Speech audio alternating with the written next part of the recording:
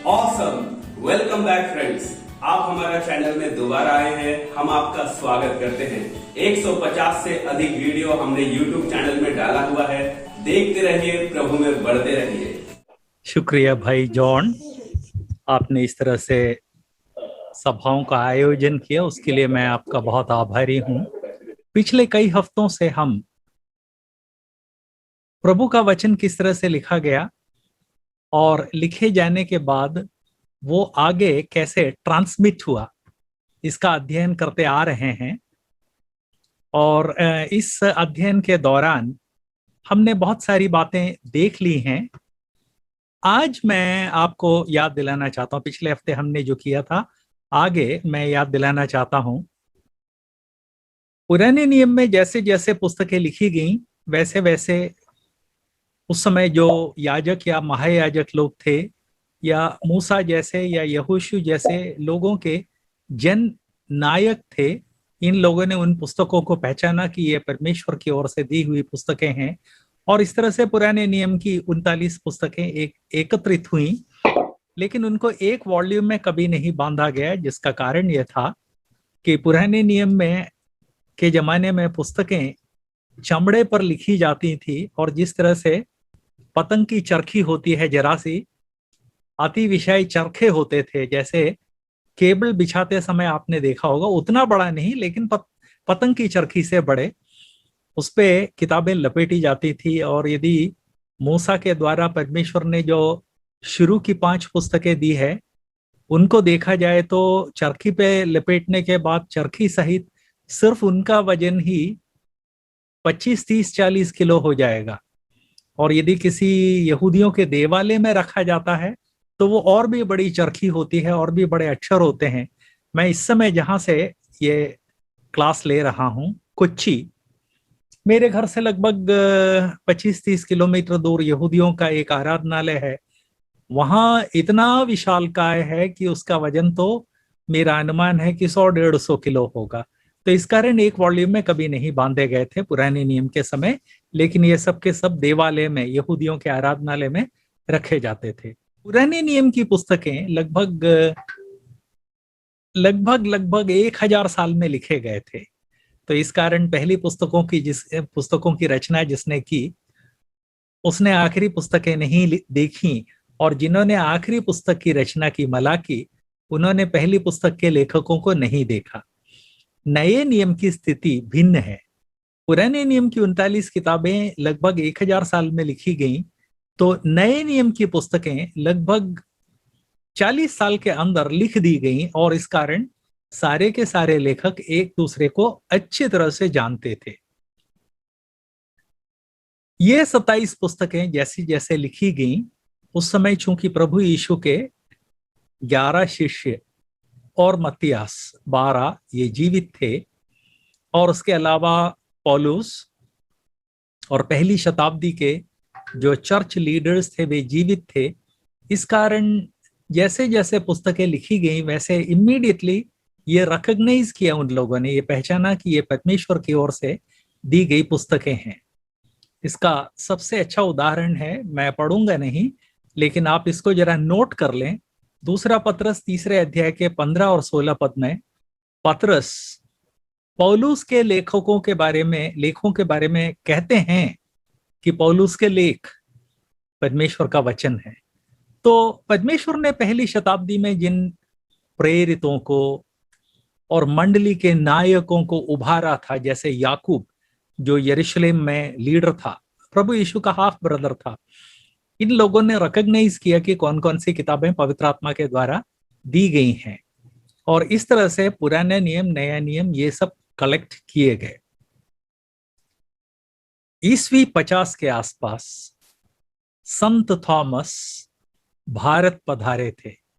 मैं जहां से ये आज क्लास ले रहा हूं, यहां से मुझे लगता है शायद मुश्किल से 50 किलोमीटर दूर एक जगह है जहां पे उस समय पानी के जहाज आया करते थे। उसमें पानी के जहाज में वो आकर यहाँ से 50 किलोमीटर दूर कोडंगल्लूर नाम की जगह पर उतरे थे। जब वे उतरे थे तब अपने साथ मत्ती का जो शुभ संदेश है उसकी कॉपी भी साथ में लाए थे। पुराने नियम की कॉपीज तो उससे सैकड़ों साल पहले भारत आना स्टार्ट हो गया था, क्योंकि यहूदी व्यापारी लोग काली मिर्च और मसाले खरीदने के लिए भारत जहाजों से आया करते थे। तो इस कारण प्रभु का वचन भारत में बहुत पहले ही पहुंच गया था, ये मैं आपको याद दिलाना चाहता हूं। बहुत जल्दी ही पुराने नियम का और नए नियम का अनुवाद बहुत सारी भाषाओं में होने लगा। इसका परिणाम यह हुआ कि बाइबल की कॉपीज, बाइबल की प्रतियां अलग अलग भाषाओं में सारी दुनिया में फैलने लगी। एक उदाहरण लिया जाए तो सिरियक भाषा, केरल के लोग यदि यहाँ कोई बाई चांस हो तो वे लोग इस भाषा को सुरियानी बोलते हैं। बाइबल में अरामिक जिसे बोलते हैं उसका ही एक वर्शन है सिरियक। इस भाषा में सबसे पहले पुराने नियम और नए नियम का अनुवाद हो गया था, और इस भाषा के मैन्युस्क्रिप्ट वो सेंट थॉमस के समय से ही हिंदुस्तान आना चालू हो गए थे, क्योंकि सेंट थॉमस वो पहले मसीही जरूर थे जो भारत आए, लेकिन एकमात्र मसीही नहीं थे। पहली शताब्दी में ही काफी सारे मसीही लोग बिजनेस के लिए मध्य पूर्व से इंडिया आने लगे थे। इस तरह से बहुत सारी भाषाओं में अध्ययन, बहुत सारी भाषाओं में अनुवाद हुआ, और इनमें से बहुत सारी भाषाएं भारत आने लगी। लेकिन एक परेशानी ये थी कि चमड़े पर लिखा जाए तो चमड़ा कितना मोटा होता है, पतले से पतला चमड़ा आपने देखा होगा, जो ये तबला, डग्गा या ड्रम पर उपयोग में आता है, जो सर्वोत्तम किस्म का पतला चमड़ा होता है। लेकिन वो भी अपना जो मोटे से मोटा पेपर है उससे ज्यादा मोटा होता है। उसके ऊपर लिखा जाएगा तो कितना बड़ा होगा, इसको हम अच्छी तरह से सोच सकते हैं। लेकिन ये समझ लीजिए कि एक 100 ईस्वी के आसपास वो जो मोटा चमड़ा जो चरखी पे जिसको लिपटा जाता था या लपेटा जाता था, उसमें एक बदलाव आया। जिस तरह से ड्रम या तबला डग्गा के लिए पतले लेदर का हम उपयोग करते हैं, 100 ईस्वी के आसपास उस पतले चमड़े का आविष्कार हुआ। आप कहेंगे चमड़ा तो बहुत पहले से यूज होता हो, बिल्कुल यूज होता था, हजारों साल से यूज होता है, लेकिन इस तरह के जो पतला चमड़ा है उसका आविष्कार 100 ईस्वी के आसपास हुआ। और जब पतला चमड़ा जब लोग मैन्युफैक्चर करने लगे तो किसी एक व्यक्ति को आइडिया आया कि इसको लपेटने के बदले शीट्स में काटा जाए। तो उन लोगों ने आजकल जो अखबार है लगभग उतने बड़े बड़े टुकड़ों में उसको काटना शुरू किया, और काटने के बाद उसको एक तरफ से उन्होंने सीना शुरू कर दिया। तो इस तरह से चमड़े के शीटों को काटकर एक तरफ से जब उन्होंने सीना शुरू कर दिया तो पहली बार पुस्तकों का आविष्कार हुआ। उसके पहले, पुस्तक से मेरा मतलब है एक तरफ से जिल्द या एक तरफ से सिले हुए पुस्तकों का, इसके पहले भी पुस्तकें थी, लेकिन जैसा हमने देखा ये पुस्तकें कई तो मिट्टी के टैबलेट्स पर लिखी जाती थी, कई पत्थरों पर खोद कर बनाए जाते थे। ज्यादातर चमड़े के जो बड़े बड़े टाटपट्टी नुमा शीट होते थे उन पर लिखे जाते थे। लेकिन जब पतले चमड़े का आविष्कार हुआ और जब उस पतले चमड़े को अखबार नुमा टुकड़ों में उस साइज में काटने लगे और जब उसको एक तरफ से सीने लगे, तब उनको एक बात और समझ में आई। जब टाटपट्टी नुमा चमड़े पर लिखते थे तब सिर्फ एक तरफ लिखा जाता था, लेकिन जब पतले चमड़े को वो लोग इस तरह से किताबों के रूप में सीने लगे तो अब चमड़े के दोनों तरफ लिखना आसान हो गया। तो इस तरह से जो पुस्तक का आविष्कार हुआ, पतले चमड़े की मदद से पुस्तक का जो आविष्कार हुआ, उसने बाइबल के प्रचार और प्रसार में बहुत बड़ी क्रांति ला दी, क्योंकि पतले चमड़े के कारण वजन कम हो गया। दोनों तरफ लिखने लगे तो वजन और भी आधा रह गया। तो इस तरह से जो पतले चमड़े हैं इसकी डिमांड बढ़ी, और जैसे जैसे डिमांड बढ़ती चली गई वैसे वैसे कीमत कम होती चली गई। टिकाऊ है इस कारण बहुत सालों तक ये टिकाऊ रहे। इन पर लिखकर पवित्र बाइबल की कॉपीज सारी दुनिया में लोगों ने भेजना शुरू किया। इस बीच एक और चीज का आविष्कार हुआ। आज अपन लोग कितने आसानी से पेपर खरीद लेते हैं और उसका उपयोग करते हैं। बंडल के बंडल लोग खरीदते हैं। मैं तो खरीदता हूँ 500 के कम से कम 10-10 बंडल एक बार में खरीदता हूँ। लेकिन आपको मालूम है क्या, पेपर का आविष्कार सिर्फ 170 ईस्वी में हुआ। उसके पहले पेपर नहीं था। 170 ईस्वी में जब पेपर का आविष्कार हुआ तो पेपर तो चमड़े से सस्ता था। पेपर चूंकि चमड़े से सस्ता था तो बाइबल की कॉपीज वो लोग पेपर पर करने लगे। तो एक तो जब वो पतला चमड़ा आया तो उससे बाइबल का प्रचार और प्रसार बहुत बढ़ गया। उसके बाद चीनी लोगों ने पेपर का आविष्कार किया तो सस्ता हो गया, इसलिए प्रचार और प्रसार और अधिक बढ़ गया। लेकिन चीनी लोग किस तरह से पेपर बनाते थे इसको उन्होंने रहस्य रखा। लेकिन कोई भी रहस्य शाश्वत नहीं होता है। बहुत जल्दी ही दूसरे लोगों ने पता लगा लिया कि चीनी लोग पेपर कैसे बनाते हैं और उन्होंने भी पेपर बनाना शुरू कर दिया। और जब सब जगह प्रोडक्शन चालू हो गया तो पेपर और भी सस्ता हो गया। बाइबल की कॉपीज जो किसी जमाने में एक एक दो दो करके बनाई जाती थी, अब 10-10, 20-20, 50-50, 100-100 के रूप में बनाने लगे। अपन लोग जानते हैं हिंदुस्तान में ठप्पे का प्रचार बहुत है। ठप्पा एक प्रकार का सील होता है लकड़ी का। तो ठप्पों का आविष्कार ये समझ के चलें कि कम से कम 1,500-2,000 साल पहले हो गया था। तो जब पेपर सस्ता मिलने लगा, प्रचुर मात्रा में मिलने लगा, तो लोगों ने लकड़ी के ठप्पों पर उल्टी खुदाई करके, जैसे सील उल्टा होता है, खुदाई करके उन ठप्पों की मदद से बाइबल को प्रिंट करना शुरू किया। ठप्पों को बनाना बहुत मेहनत का काम होता है, इस कारण काफी स्पीड से बाइबल्स को वो लोग प्रिंट करने लगे। लेकिन इसके बावजूद काफी सारी उनकी सीमाएं थी। लेकिन 1440 और 1450 के बीच में एक और आविष्कार हुआ जिसने बाइबल का जो प्रचार प्रसार और उपयोग है उसकी काया पलट दी। वो है गुटेनबर्ग ने प्रिंटिंग प्रेस का आविष्कार किया। ठप्पे और प्रिंटिंग प्रेस में फर्क यह है, प्रिंटिंग प्रेस में हर अक्षर अलग होता है, उसको आप जोड़ते जाइए और उससे प्रूफ रीडिंग कर लीजिए और प्रिंट कर लीजिए।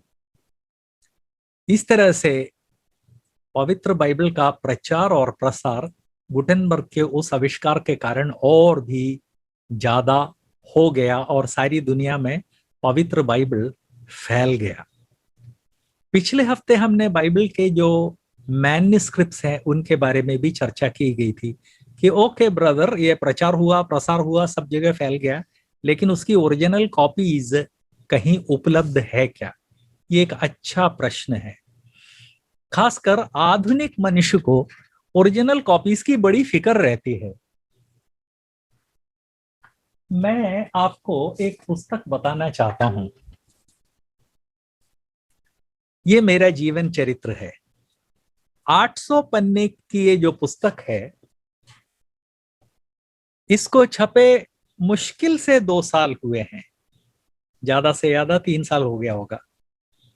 यदि आप मुझसे पूछें कि ब्रदर इसकी जो ओरिजिनल हस्तलिपि है वो कहाँ है, तो मैं जवाब नहीं दे पाऊंगा। क्योंकि ओरिजिनल हस्तलिपि जब एक बार प्रेस में भेज दिया हमने और जब वहां से जो प्रूफ आया उसको 3-4 या 5 बार जब हमने प्रूफ रीडिंग कर लिया और जब हमको यकीन हो गया कि ये जो प्रूफ है ये ओरिजिनल से बिल्कुल मैच खाता है, तो उसके साथ साथ ओरिजिनल का महत्व खत्म हो गया। और आज यदि आप मुझसे पूछें कि 3 साल पुरानी आपकी जो पुस्तक है उसका ओरिजिनल कहाँ है, तो मुझे कोई आइडिया नहीं है कि उसका ओरिजिनल कहाँ है। इस कारण मैं आपको याद दिला दूं कि आज से उत्पत्ति की पुस्तक की रचना आज से 3,500 साल पहले हुई थी। और इस कारण यदि आप पूछें कि उसके ओरिजिनल कहाँ है, तो जब विश्वास योग्य कॉपीज बन जाती हैं तो उसके बाद ओरिजिनल का महत्व खत्म हो जाता है, और इसलिए ओरिजिनल को लोग सुरक्षित नहीं रखते। वैसे भी जिन पदार्थों के ऊपर, लेदर वगैरह जिनके ऊपर ये लिखा गया था, उनको 3,500 साल तक मौसम वगैरह से सुरक्षित रखना एक असंभव बात है। इसके अलावा एक परेशानी और है। आखिर क्या बेनिफिट आपको होगा अगर आप हमारा चैनल को सब्सक्राइब करते हैं? हम लोग सिखाते हैं बेसिक बाइबल रीडिंग मेथड, जिसे हम कहते हैं क्वाइट टाइम। यह हमारे लिए बहुत जरूरी है। हम में से बहुत लोग केवल विश्वासी हैं, लेकिन अब तक प्रभु यीशु मसीह का चेला नहीं बने हैं। हम आपके लिए एक कोर्स तैयार किए हैं जिसका नाम है डिसाइपलशिप ट्रेनिंग कोर्स। जब हम विश्वास में बढ़ रहे होते हैं तो कई तरह का सवाल कभी इधर से आता है, कभी उधर से आता है, हम कंफ्यूज हो जाते हैं। तो आपका सवाल का जवाब देने के लिए हमने एक ऐसा ग्रुप बनाया है जहां पर आप अपने सवाल को डालेंगे और 24 घंटे के अंदर उसका जवाब आपको मिलेगा। और हम आपको सिखाएंगे डॉक्ट्रिन, जो हमारा विश्वास का नींव है, जिसमें हम मजबूती से खड़ा रह सकते हैं। हमारा मोटो है transformation in me then transformation through me. परिवर्तन मुझ में और तब परिवर्तन मेरे द्वारा से। तो क्या आप हमारे साथ जुड़ना चाहेंगे? जल्दी से हमारे चैनल को सब्सक्राइब कीजिए और हमारा वीडियो दूसरे लोगों को भी शेयर कीजिए। पुराने नियम के जमाने के बहुत सारी चीजों का ओरिजिनल प्रिजर्व करने के लिए प्रभु ने नहीं अनुमति दी। आपको यदि मालूम हो, आज से लगभग 200 साल पहले किसी व्यक्ति ने दावा किया कि उसको सूली का एक टुकड़ा मिल गया है। बाप रे, क्या ऐसी डिमांड हुई कि वो जरा जरा सा काट काट के लोगों को सैकड़ों हजारों रुपए में बांटता था, और लोग उसको गंडे या ताबीज में गले में डाल लेते थे।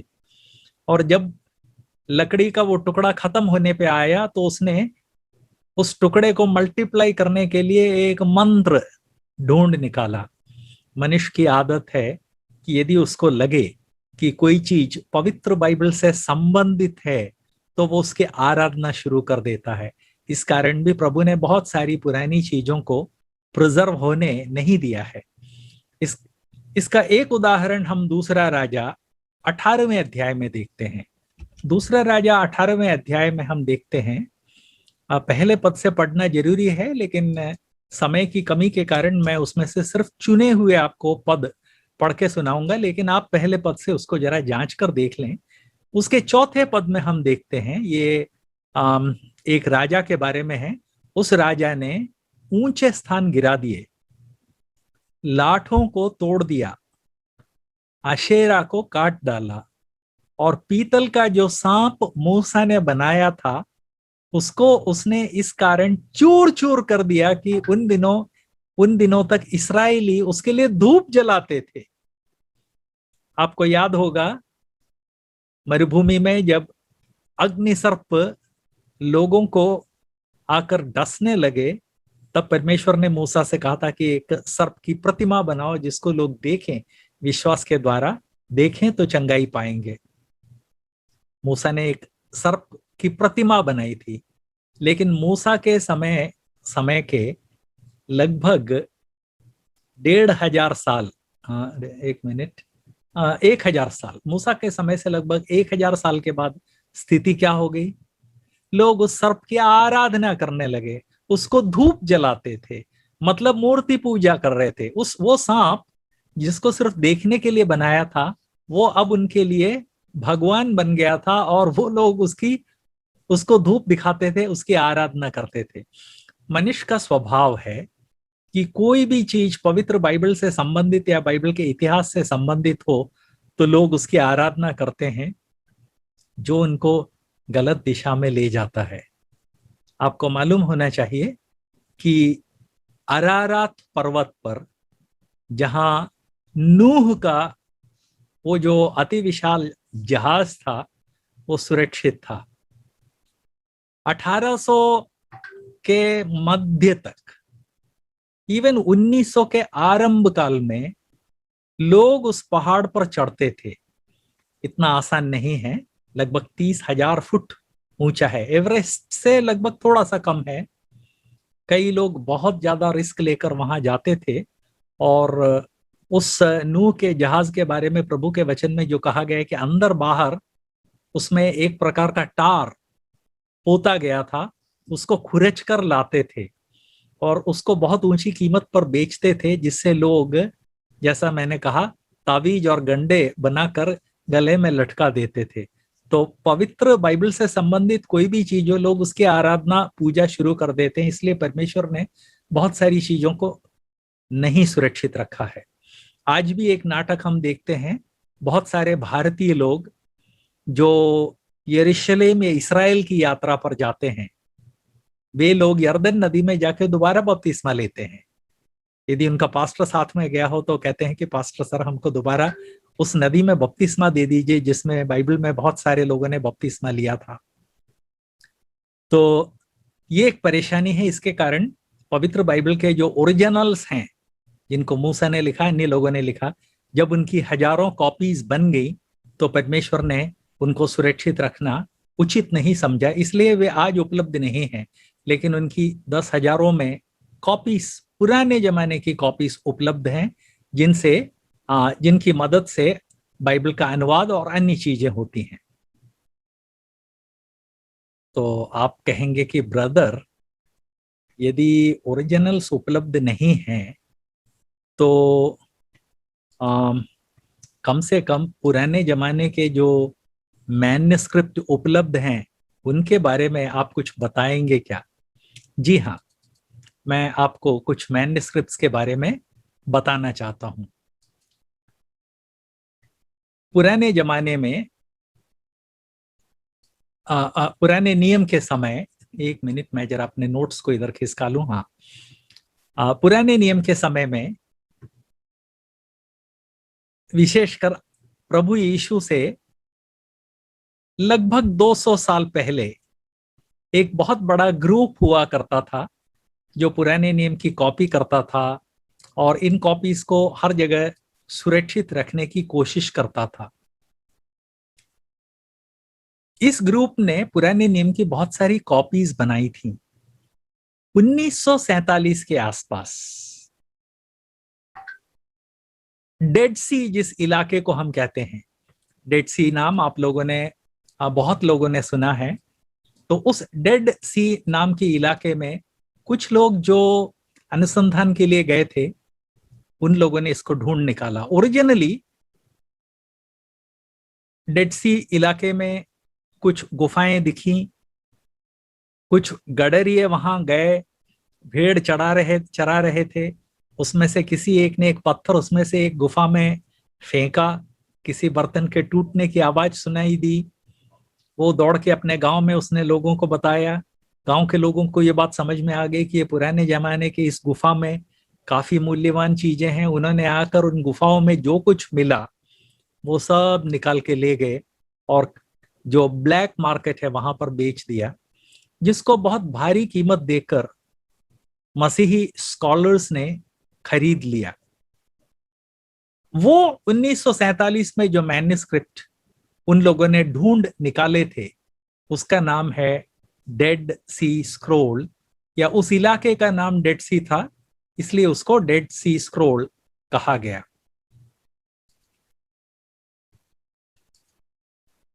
एक मिनट है, स्क्रीन शेयर करते समय थोड़ी सी दिक्कत होती है, मैं उसको जरा एडजस्ट करने की कोशिश कर रहा हूं।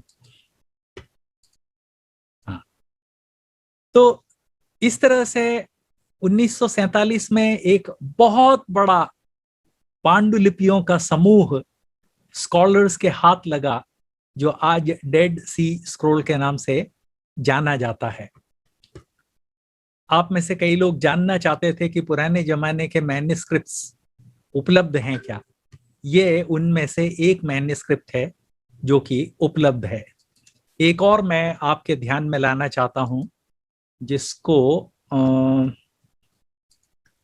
एक मिनट, जनरली स्क्रीन शेयर करने में परेशानी नहीं होती है, लेकिन आज मुझे हल्की सी परेशानी हो रही है।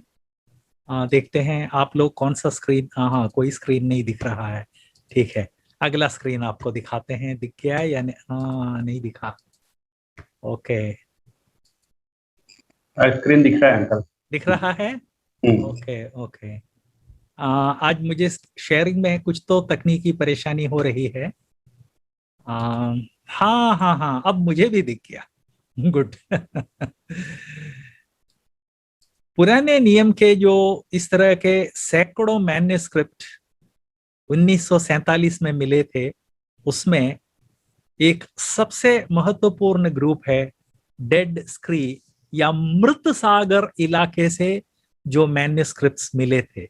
मृत सागर इलाके का जो बहुत बड़ा जो संग्रह मिला, पहले चित्र में मैंने आपको जो बर्तन दिखाए थे चीनी मिट्टी के, उस तरह के बर्तनों में मिले थे। ये जो संपूर्ण पुराने नियम के एक से अधिक मैन्युस्क्रिप्ट मिले हैं, उसमें भजन संहिता का मैन्युस्क्रिप्ट है, जिसका चित्र अभी मैंने आपके सामने प्रदर्शित किया है। लेकिन पिछले 200 सालों से बाइबल संबंधित अनुसंधान करने वाले वैज्ञानिक लोग, पुरावस्तु गवे जो वैज्ञानिक हैं, वे मध्य पूर्व में सब जगह जाकर अनुसंधान कर रहे थे कि पुराने मैन्युस्क्रिप्ट हैं क्या, पुराने हैं क्या, पुराने हैं क्या। मध्य पूर्व में जो देश और प्रदेश हैं, इनमें कई सारे प्रदेशों में पुराने जमाने के पहली और दूसरी शताब्दी के मसीही लोगों के मठ हैं, और इन मठों में पुराने जमाने से मसीही सन्यासी लोग रहकर पवित्र बाइबल की कॉपी किया करते थे। तो इन मठों में जाकर पुरावस्तु में का जो अनुसंधान करते हैं, उन लोगों ने उनके पुराने मैन्युस्क्रिप्ट्स देखना शुरू किए। रिजल्ट यह है कि पिछले 2 साल में 10,000 में मैन्युस्क्रिप्ट ढूंढ निकाले गए हैं, जिनमें से एक बहुत ही महत्वपूर्ण कलेक्शन अभी मैंने आपको बताया, मृत सागर से जो कलेक्शन आया है। ये कलेक्शन इतना विशाल है कि 1947 में पहला मैन्युस्क्रिप्ट मिला, लेकिन 2021 में भी अनुसंधान कंप्लीट नहीं हो पाया है, उनका अध्ययन कंप्लीट नहीं हो पाया है। और इस्राएल सरकार ने करोड़ों रुपया खर्च करके इन पांडुलिपियों को सुरक्षित रखने के लिए एक अति विशाल म्यूजियम बनाया है, अति विशाल।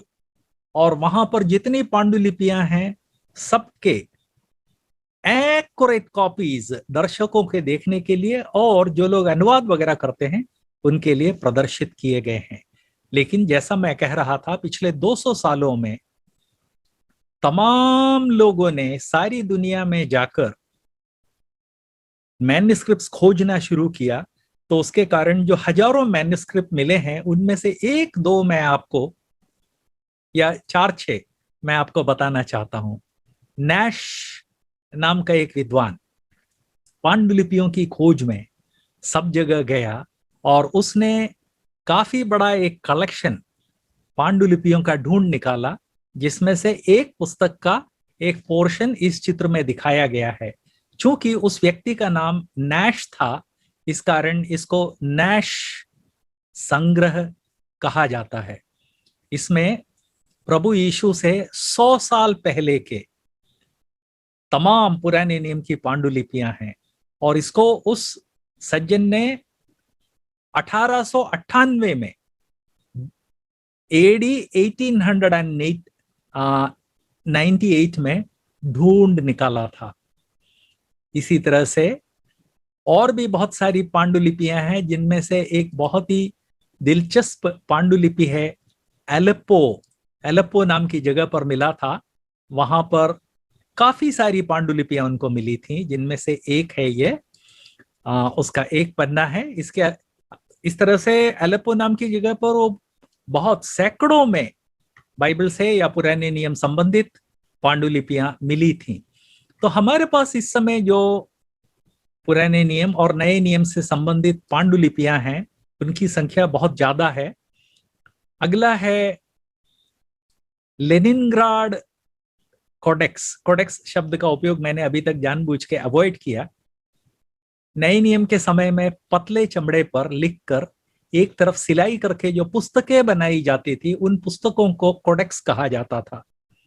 रशिया में लेनिनग्राड नाम की जगह पर जो कोडेक्स मिला, उसके एक पन्ने का चित्र है ये, जो मैंने अभी आपके सामने रखा।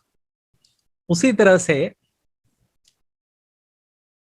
यूनिवर्सिटी ऑफ मिशिगन यूएसए में उन लोगों ने करोड़ों रुपया खर्च करके पवित्र बाइबल संबंधित पुराने और नए नियम संबंधित बहुत सारी पांडुलिपियां कई जगह से खरीदी हैं। ये जो मिशिगन यूनिवर्सिटी में जो पांडुलिपियां हैं उनमें से एक पांडुलिपि का एक पन्ना है।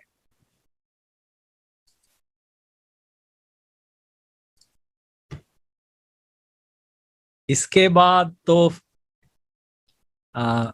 इसके साथ साथ दो चार और बहुत ही महत्वपूर्ण पांडुलिपियां हैं जो मैं आप लोगों की नजर में लाना चाहता हूं। सीनै के आसपास जो इलाका है वहां के एक ईसाई मठ में उपेक्षा पूर्वक एक पांडुलिपि पड़ी हुई थी जिसको एक विद्वान ने ढूंढ निकाला। चूंकि सिनाई एरिया से मिला था इसलिए उसका नाम कोडेक्स साइनाइटिकस रखा गया। उसका एक पन्ना मैं आपको दिखा रहा हूं। उस विद्वान ने ये देखा कि ये बहुत ही महत्वपूर्ण पांडुलिपि है तो उसने उसको खरीदने की कोशिश की और फाइनली करोड़ों रुपए में वो एक पांडुलिपि खरीदी गई। लेकिन ऑलमोस्ट संपूर्ण बाइबल जिसमें है ऐसी ये जो पांडुलिपि है ये पवित्र बाइबल संबंधित बहुत अधिक महत्वपूर्ण पांडुलिपि मानी जाती है। नाम है कोडेक्स साइनाइटिकस। साइनाई इलाके से मिला था इस कारण। इसके बाद ये साइनाइटिकस के मिलने के बाद तो पांडुलिपियों का मिलना बहुत अधिक बढ़ गया क्योंकि एक मिला तो फिर लोगों को बेहद उत्साह आया और सारी दुनिया में ये पुरावस्तु गवेषण करने वाले वैज्ञानिक ढूंढने लगे। तो एक रिसर्चर को पता चला कि रोमन कैथोलिकों का जो केंद्र है वैटिकन लाइब्रेरी में एक मैन्युस्क्रिप्ट है जो शायद अति प्राचीन है और जिसकी तरफ आज तक किसी ने ध्यान नहीं दिया है। उसने अप्लाई किया लेकिन उन लोगों ने मना कर दिया। लेकिन वो बहुत जुगाड़ू आदमी था। उसने तमाम सारा इधर उधर से सिप्पा लगवा के फाइनली परमिशन ले लिया कि वहां जो पांडुलिपि है उसको देख सके। इस पांडुलिपि की विशेषता यह है कि इसमें दो दो भाषाओं में पवित्र बाइबल लिखा गया है। उन लोगों ने कहा कि इसको तुम सिर्फ देख सकते हो, अंदर जाते समय पेपर नहीं ले जा सकते, बाहर जाते समय बाकायदा तुम्हारे जेबों की तलाशी ली जाएगी। तो ना तो पेपर ना पेन, बस जाओ देखो, हाथ मत लगाओ। एक व्यक्ति तुमको पूरे समय वॉच करता रहेगा, उसकी अनुमति से पन्ना पलट सकते हो। उसको 2 या 3 महीने का समय इस पांडुलिपि के अध्ययन के लिए दिया गया। वो उस महान विद्वान ने ग्रीक भाषा में और लैटिन भाषा में ये जो पांडुलिपि थी, इस पूरी पांडुलिपि को उन 2 या 3 महीनों में याद कर लिया। रोज वो थोड़ा थोड़ा याद करता था, घर जाके लिखता था। इस तरह से लगभग 2 या 3 महीने में उसने संपूर्ण पांडुलिपि ग्रीक और लैटिन भाषा में याद करके उसका कॉपी प्रोड्यूस किया, उसको प्रिंट किया। सारी दुनिया में इतना बवंडर हो गया इसके पीछे कि बाइबल की कॉपी वेटिकन लाइब्रेरी वाले विद्वानों को अनुसंधान के लिए नहीं दे रहे हैं और किसी आदमी को इतना भार, इतना कष्ट सहना पड़ा। तब वेटिकन लाइब्रेरी ने यह मैन्युस्क्रिप्ट जो है दुनिया में वैज्ञानिकों को रिलीज कर दिया और आज पवित्र बाइबल से संबंधित जो प्राचीन और सर्वोत्तम पांडुलिपियां हैं उनमें से एक माना जाता है ये। इसी तरह से एक और विद्वान एक बार लाइब्रेरी में बैठकर प्राचीन पुस्तकों का अध्ययन कर रहे थे, चमड़े के बने हुए, वो जो तबले वगैरह पर जो चमड़ा चढ़ता है उस तरह से पतले चमड़े की पुस्तकों का अध्ययन कर रहे थे। अचानक अध्ययन करते समय एक पन्ना यूं उठ गया। इधर से जब सूरज की रोशनी पन्ने पे आई तो अचानक उन्होंने देखा कि अरे, इसके अंदर तो कुछ लिखा हुआ है। जिस तरह से नोट, रुपए का नोट यदि आप लाइट के सामने रखेंगे तो अंदर आपको वाटरमार्क नजर आएगा, वैसे ही चमड़े की इस पांडुलिपि में वाटरमार्क नजर आया। उसको अचानक बात समझ में आ गई। पुराने जमाने में चमड़ा काफी वो लोग प्रोड्यूस करते थे, लेकिन इसके बावजूद बहुत महंगा होता था।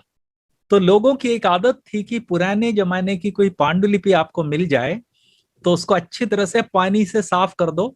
आजकल जिस तरह से परमानेंट मार्कर होता है, आज से 2000 साल पहले परमानेंट इंक तो होता नहीं था, तो इंक को मिटाकर उस पुस्तक पर फिर लिखा जाता था। उस विद्वान ने यह समझ लिया कि पुराने जमाने की जो पांडुलिपि है उसको मिटाकर उसके ऊपर यह नई पुस्तक लिखी गई है। उस समय जब ये बात पता चली तब उन लोगों के पास टेक्निक अवेलेबल था जिसकी मदद से उन्होंने पहले तो इस पुस्तक की फोटो कॉपीज, रियल कैमरा से फोटो लेके कॉपीज बनाई। उसके बाद इस पुस्तक के अंडर वाटरमार्क के रूप में जो मैन्युस्क्रिप्ट था उसकी पुनर्रचना की। और जब पुनर्रचना की तो पता चला कि पहली या दूसरी शताब्दी में लिखी गई बाइबल की कॉपी थी। एक्चुअली एक लेखक थे जिनका नाम था एफ्रेमी। एफ्रेमी ने क्या किया कि पवित्र बाइबल की एक कॉपी ली, उसको पूरा मिटा दिया और उसके बाद अपने भाषण उसमें लिख दिए। तो इस तरह से एफ्रेमी के द्वारा लिखे गए भाषण की पुस्तक के अंडर वाटरमार्क के समान पवित्र बाइबल की एफ्रेमी का जो मैन्युस्क्रिप्ट 400 एडी में लिखा गया था, उससे 200 या 300 साल पुराना मैन्युस्क्रिप्ट उसके नीचे मिला। इसको आजकल इस मैन्युस्क्रिप्ट को एफ्रेमी रेस्क्रिप्टस कहा जाता है। मतलब एफ्रेमी ने ऊपर से लिख दिया, ये उस मैन्युस्क्रिप्ट का नाम हो गया है।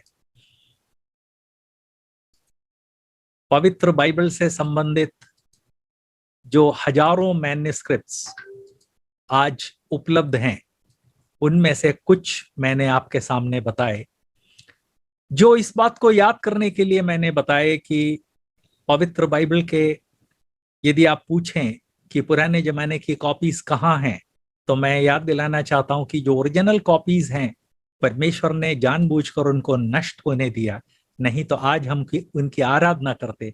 लेकिन उनकी हजारों विश्वस्त कॉपीज बनाकर परमेश्वर ने हमारे लिए सुरक्षित रखी हैं, जिनमें से कुछ नाम मैंने आपको बताए।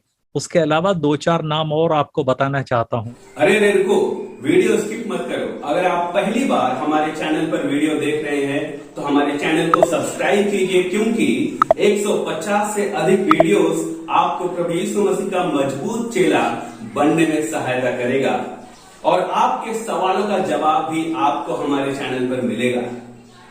दोस्तों, हमें 50,000 सब्सक्राइबर होने के लिए सपोर्ट कीजिए। केवल एक काम कीजिए, हर दिन शाम 6 बजे से लेकर 9 बजे के बीच हमारा वीडियो सोशल मीडिया में शेयर किया कीजिए। Thank you. साइनेटिक सिरियक नाम का एक बहुत बड़ा संग्रह मिला है, जो कि एडी 100 ईस्वी के आसपास के हैं। ऑक्सीरिंकस नाम का एक स्थान है, इजिप्ट में है।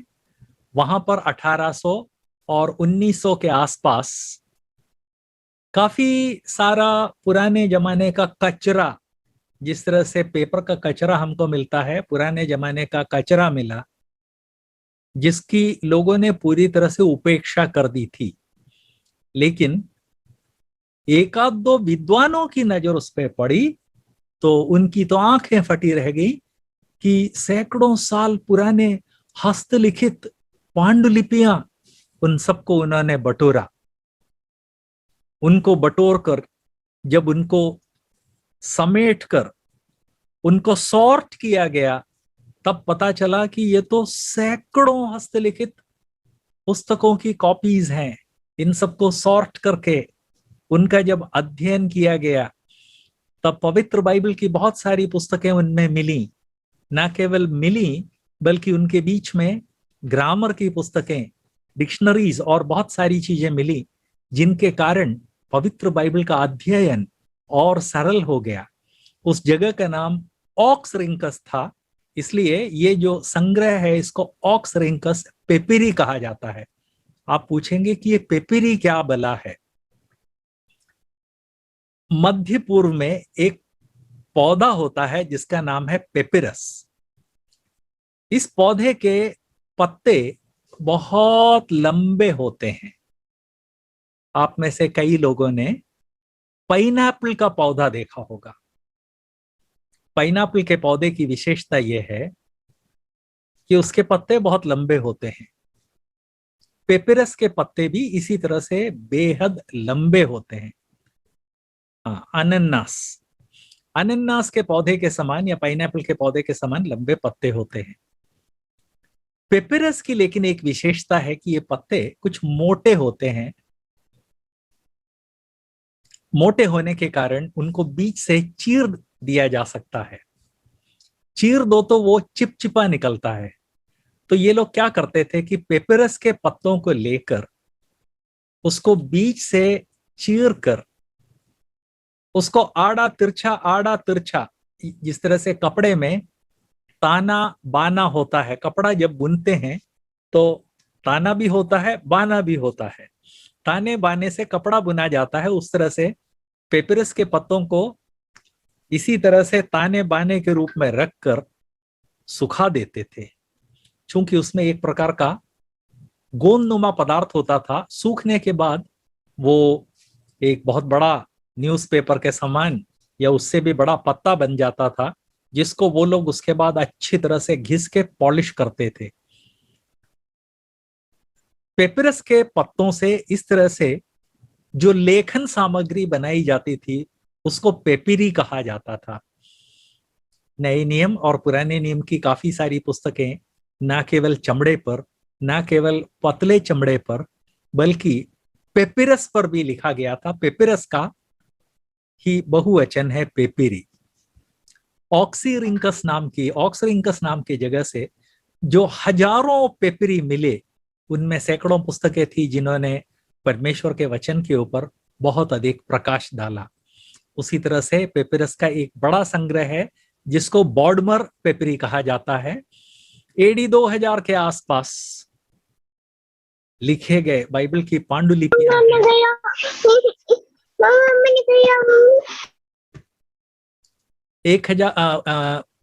200 एडी के आसपास लिखे गए पांडुलिपियां हैं।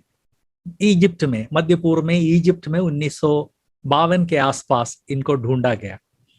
उसी तरह से वॉशिंगटन में इस समय एक संग्रह है जिसको कोडेक्स वाशिंगटनसिस कहा जाता है, जो कि 300 से 450 एडी के बीच में लिखे गए बाइबल की कॉपीज हैं।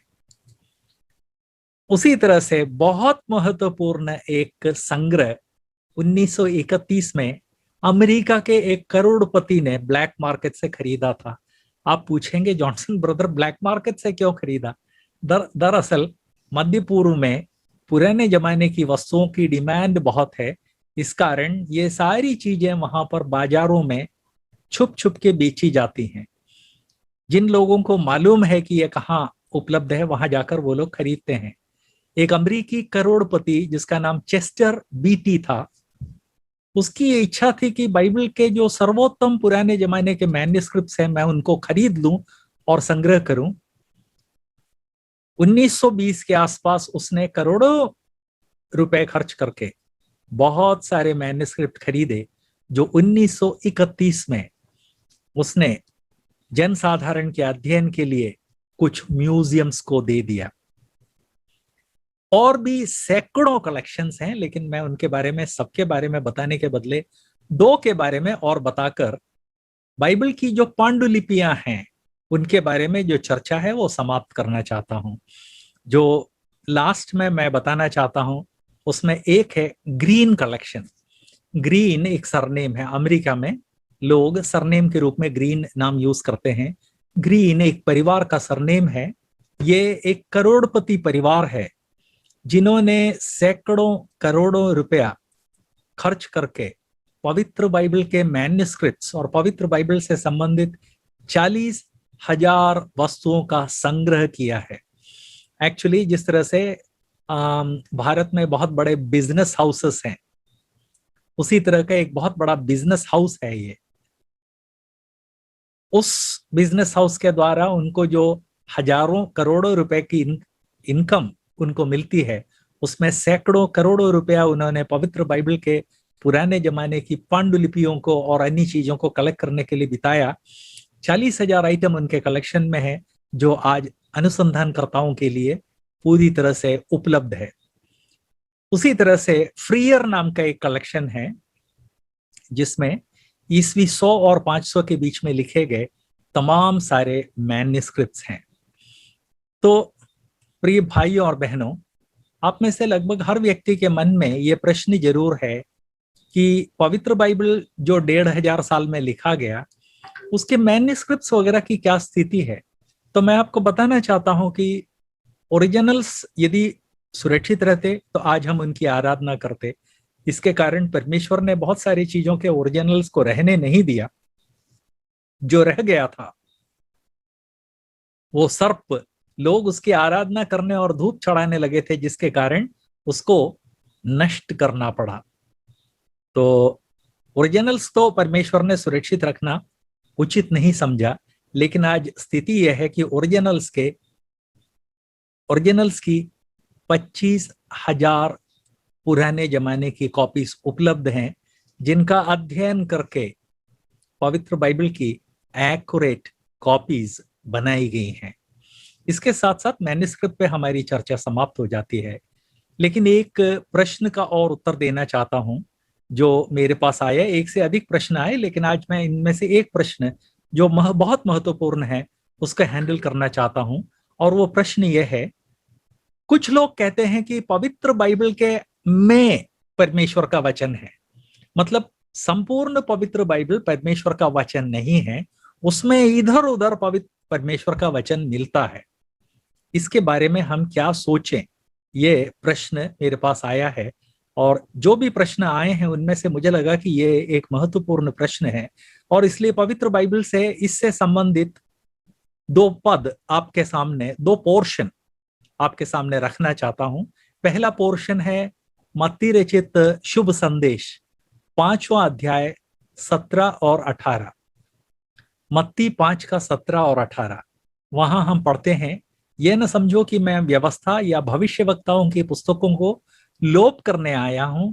लोप करने नहीं परंतु पूरा करने आया हूं, क्योंकि मैं तुमसे सच कहता हूं, जब तक आकाश और पृथ्वी टल न जाए तब तक व्यवस्था से एक मात्रा या बिंदु भी बिना पूरे हुए नहीं टलेगा। यहाँ पर व्यवस्था और भविष्यवक्ताओं का मतलब पुराने नियम की 39 किताबों से है। मैंने एक दो बार शुरू में 29 पुस्तकें कहा, 29-39 में कई बार गड़बड़ हो जाता है। 39 पुस्तकें, उन 39 पुस्तकों को प्रभु के समय व्यवस्था और भविष्यवक्ता कहा जाता था। तो प्रभु ने कहा कि उन पुस्तकों को लोप करने नहीं आए, बल्कि व्यवस्था और भविष्यवक्ताओं की मतलब पुराने नियम की जो 39 पुस्तकें हैं, उनमें से एक मात्रा या बिंदु भी बिना पूरा हुए नहीं टलेगा। जिसका मतलब है कि इन पुस्तकों की इवन मात्राएं और बिंदुएं परमेश्वर की इच्छा से वहां आई हैं। जिसका मतलब यह है, यदि मात्राएं या बिंदुएं भी परमेश्वर की इच्छा से आई हैं, तो उसका मतलब यह है कि संपूर्ण पुराना नियम पवित्र बाइबल है। यदि कोई कहता है कि उसके अंदर परमेश्वर का वचन है लेकिन वो कंप्लीट परमेश्वर का वचन नहीं है, तो प्रभु यीशु ने जो कहा वो व्यक्ति उसका विरोध करता है। दूसरा तिमोथी 3 अध्याय 16 और 17 पद में हम एक चीज और देखते हैं। दूसरा तिमोथी 3, 16 और 17, वहां हम पढ़ते हैं, हर एक पवित्र शास्त्र परमेश्वर की प्रेरणा से रचा गया है, उपदेश, समझाने, सुधारने, धर्म की शिक्षा के लिए लाभदायक है, इत्यादि इत्यादि। यहाँ क्या लिखा है? हर एक पवित्र शास्त्र परमेश्वर की प्रेरणा से रचा गया है। यहाँ यह नहीं लिखा हुआ है कि पवित्र शास्त्र में कुछ चीजें परमेश्वर के द्वारा प्रेरित हैं, बाकी कुछ मनुष्य की इच्छा के द्वारा आई हैं, जिसके कारण ये जो दावा है कि उसमें से इधर उधर उसमें प्रभु का वचन है, लेकिन वो सब प्रभु का वचन नहीं है। इस तरह से जो लोग भी दावा करते हैं वे प्रभु के वचन का विरोध करते हैं। एक्चुअली पवित्र शास्त्र परमेश्वर की प्रेरणा से लिखा गया है। हर एक पवित्र शास्त्र परमेश्वर की प्रेरणा से रचा गया है, और वो इतना एक्यूरेट है कि उसमें एक मात्रा या बिंदु भी उसका महत्व है, ऐसा प्रभु का वचन स्पष्टतया कहता है। आप लोगों के समक्ष इतनी सारी बातें आज रखने के लिए प्रभु ने जो अवसर दिया उसके लिए मैं प्रभु का शुक्रगुजार हूँ। और भाई जॉन और HTA अपोलोजेटिक्स मिनिस्ट्री का भी आभारी हूँ कि उन्होंने मुझे मौका दिया कि मैं ये बातें आप सबके सामने रख सकूं। प्रभु आप सबकी मदद करें। Thank you so much. आपने बहुत अच्छा तरीके से तैयारी करके, बहुत मेहनत करके हमारे बीच में ये क्लास लिया है, तो हम आपको बहुत दिल का गहराई से धन्यवाद करते हैं। और आपने एक महत्वपूर्ण सवाल का जवाब भी दिया, इस बात के लिए भी हम आपको धन्यवाद करते हैं। बहुत लोगों में इस बात का जागरूकता नहीं है, इसीलिए लोग कंफ्यूज हो जाते हैं। तो हम आपको थैंक यू बोलते हैं, और जो हमारे साथ जुड़े हैं उनको भी हम बहुत धन्यवाद करते हैं कि हमारे साथ आप जुड़े। और क्योंकि 10 बज गया है, मतलब अभी 1 मिनट है, तो पता नहीं सवाल लेना है नहीं लेना है, क्योंकि समय हो चुका है। तो आपकी जैसी इच्छा, आप क्या कहना चाहते हैं? हाँ, यदि किसी किसी को लगता है कि वो बहुत जरूरी उनको पूछना है तो पूछ लेने दीजिए। ओके, तो अगर आपका मन में सवाल कुछ है, जो लोग जुड़े हुए हैं, अगर आपके मन में सवाल है तो आप पूछ सकते हैं। ओके, अगर आप कुछ बोलना चाहते हैं तो माइक ऑन कीजिएगा, अगर आप नहीं बोलना चाहते हैं तो प्लीज माइक ऑफ कीजिएगा, है ना? Praise the Lord sir. Praise the Lord. Sir मेरा नाम अरविंद है। सर बोलिएगा। मेरा एक सवाल है सर। हाँ हाँ, पूछिए। एक सर, जैसे हम पढ़ते हैं मत्ती का अध्याय 4 अध्याय पढ़ते हैं, तो उसमें लिखा हुआ है कि शैतान ने यीशु मसीह की परीक्षा ली थी। तो सर उसमें लिखा हुआ है कि शैतान ने मतलब 40 दिन के बाद परीक्षा ली थी या 40 दिन के अंदर ली थी उसकी यीशु मसीह की परीक्षा? वहां हम इस तरह से देखते हैं, मत्ती 4 अध्याय के पहले पद से मैं पढ़ के सुनाता हूं। तब उस समय आत्मा यीशु को जंगल में ले गया ताकि इब्लीस से उसकी परीक्षा हो। वो 40 दिन और 40 रात निराहार रहा।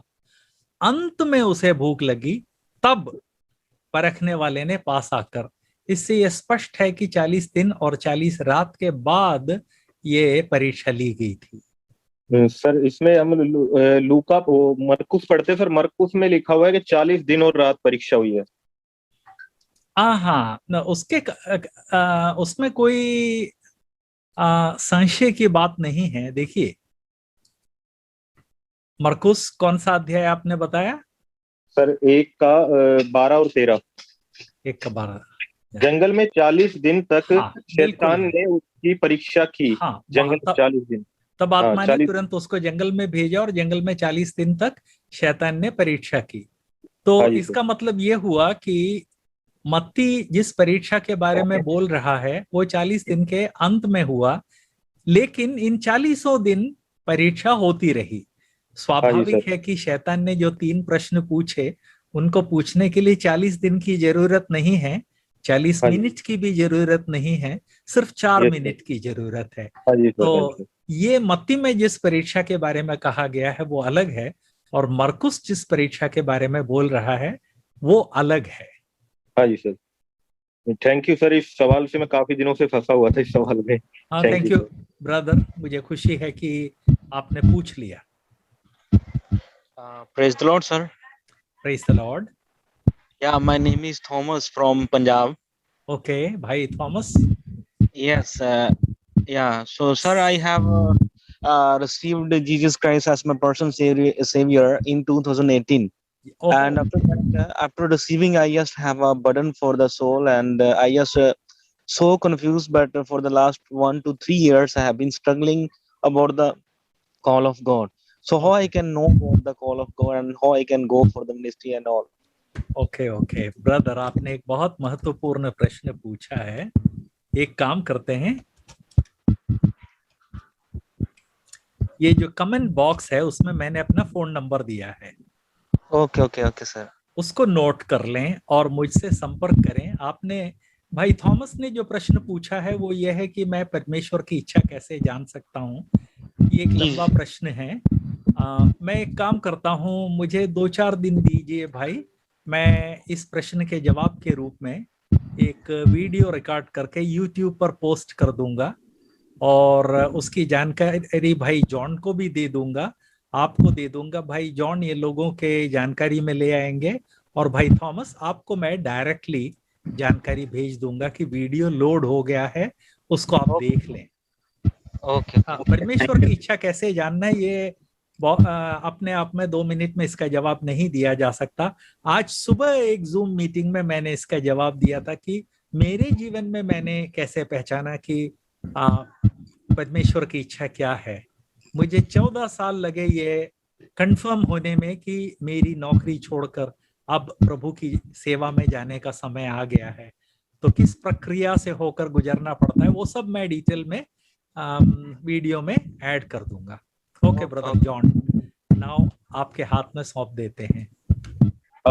ठीक है, थैंक यू सो मच हमारे साथ जुड़ने के लिए। मैं एक बात बताना चाहूंगा, एक अगला कोर्स याकूब का पत्री का स्टडी हम लोग करने वाले हैं। तो मैं आपसे आप लोगों से चाहूंगा कि जो लोग सही में स्टडी करना चाहते हैं याकूब का पत्री का, तो प्लीज आप रजिस्टर कीजिएगा। लिंक आपको चैट बॉक्स में मिलेगा जो मैंने अभी शेयर किया है। और ये करीब मिनिमम 7 दिन, अधिक से अधिक 10 दिन का ये कोर्स। तो हम आपको कुछ सवाल देंगे, वो सवाल का जवाब आपको लिखना है और लिखकर व्हाट्सएप से भेजना है। घर बैठे ये छोटा सा कोर्स है, आराम से आप करेंगे। तो और बहुत गहरा सवाल भी है जो आपको सोचने के लिए मजबूर करेगा और जिसमें बहुत कुछ आप सीखेंगे। तो याकूब का पत्र का स्टडी हम लोग करने वाले हैं और इसका डेट 11 जुलाई से है और 9 जुलाई तक इसका लास्ट डेट है। तो आप प्लीज कीजिएगा और हमारा चैनल लाइफ हिस्ट्री को सब्सक्राइब कीजिए। डॉक्टर जॉनसन से फिलिप का उनका चैनल उनके नाम से ही है, आप उनको भी सब्सक्राइब कीजिए। हमें यूट्यूब और इंस्टाग्राम में भी फॉलो कीजिएगा।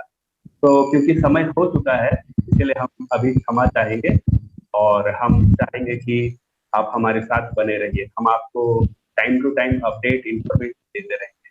थैंक यू सो मच हमारे साथ जुड़ने के लिए। आप सभी को जय मसीह, praise the lord, good night. Good night.